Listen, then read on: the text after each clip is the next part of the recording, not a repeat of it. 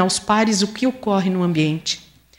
Julgamos que somos superiores aos outros animais porque usamos frases complicadas para dizer o que está em nossa mente e nosso coração e para orientar os outros sobre o melhor que há a fazer.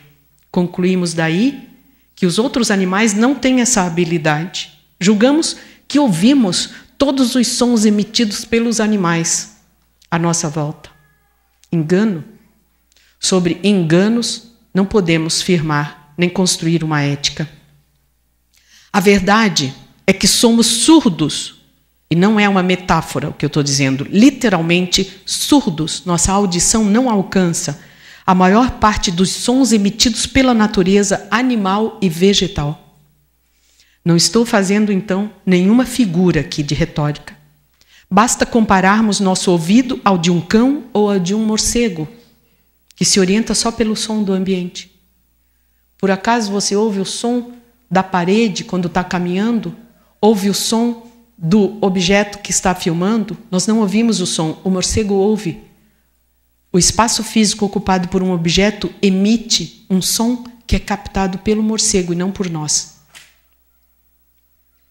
Se colocamos nossa audição como medida do que julgamos ser sonorizado ao nosso redor, cometemos um erro. Até os peixes, que por milênios têm sido referidos na literatura filosófica e teológica como seres mudos, produzem sons.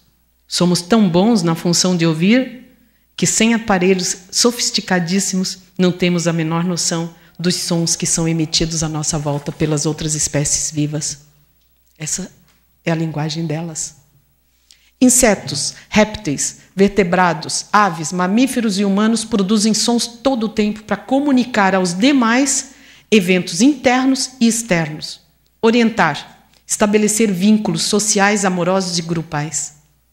Mas por mais de 2 milênios, os filósofos declararam que somente os seres humanos são capazes de linguagem, que somente os humanos são capazes de pensar, sentir e raciocinar.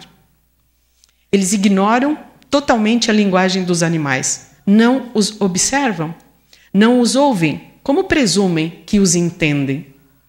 Muitos continuam a não admitir que possa haver tantas linguagens quantas são as espécies vivas sobre esse planeta.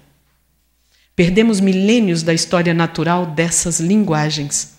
Obtusos, filósofos e cientistas ainda continuam a declarar que os animais são estúpidos porque não conseguem pronunciar palavras.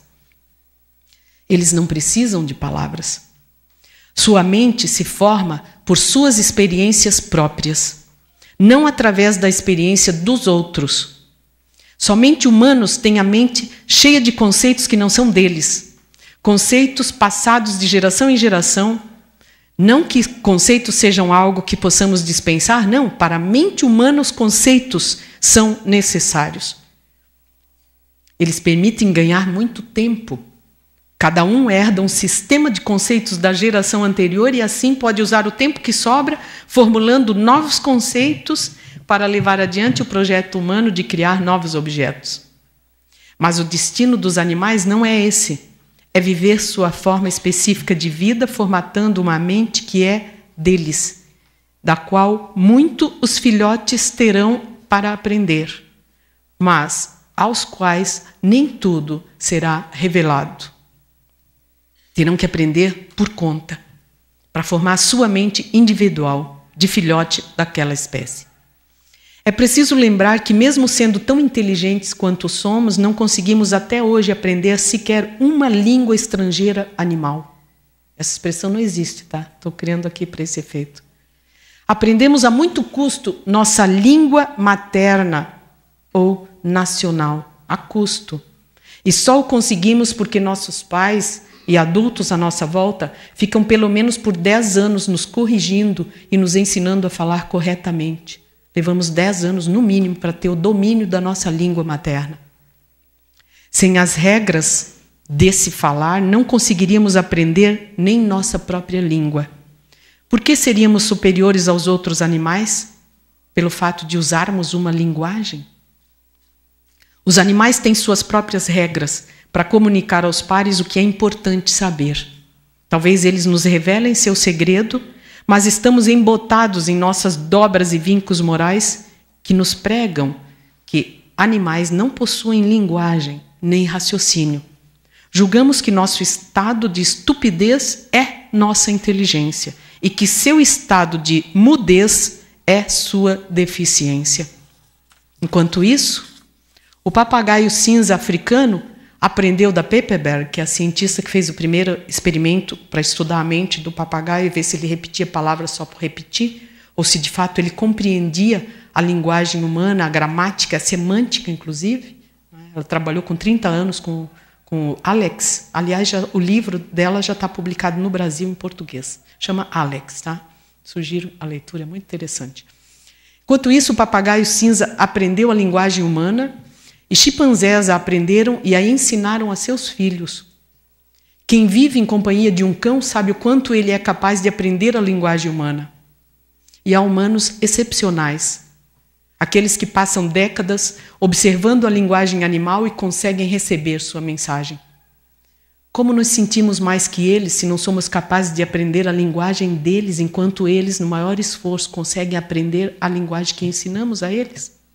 Quem é superior ou inferior na questão da capacidade de aprender uma linguagem? E por que nos tornamos deficientes linguísticos diante dos outros animais? Porque nós os separamos de sua comunidade linguística, de seus pares, e os colocamos em jaulas, prendemos com correntes, barras de ferro, os jogamos em salas fechadas, com mesas, gavetas, computadores, livros, luz artificial, ar-condicionado, comida fabricada e muito humano a perturbar suas emoções e a torturar suas mentes. Estou me referindo aos laboratórios e também aos animais que a gente prende na casa da gente sem companhia da mesma espécie dele. Bem, nada disso vai ajudar o animal a buscar qualquer comunicação com esses humanos que estão perto dele. Feito isso, o que concluímos? Que o animal é inferior a nós porque ele não consegue pronunciar nenhuma palavra. Destruímos sua mente e, com ela, sua linguagem específica. Nós o forçamos a viver na comunidade linguística humana. Nós o destituímos de tudo o que é necessário para que ele possa fazer uso de sua linguagem. E então, depois de fazermos tudo isso contra eles, nós concluímos que eles não têm nada em suas mentes.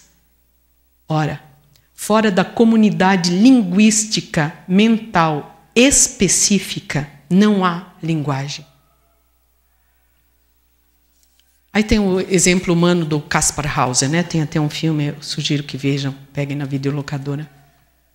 Em confinamento, não espere que os animais manifestem seu padrão específico de linguagem. Expressar-se é algo que só faz sentido se for para mostrar ao outro algo da própria intimidade mental, com vistas a que esse outro possa nos incorporar ao mundo mental dele quando nos ouve. Se eu não tenho a expectativa de ser incorporada ao mundo mental do outro, eu não dirijo a palavra ao outro. Basta observar massas humanas nas filas, nas paradas de ônibus, andando nos metrôs ou ônibus no final do trabalho, e ver se alguém dirige a palavra a alguém. Está encostado, roçando, esfregando. Ninguém fala com ninguém, porque ninguém tem a expectativa de vir a ser incluído no mundo mental desse outro. Se extraterrestres nos espionassem nessas situações, diriam que nós somos vivos vazios, que nós somos estúpidos porque não usamos a linguagem, que nós estamos todos aglomerados, mas não falamos uns com os outros, não temos capacidade de nos comunicar.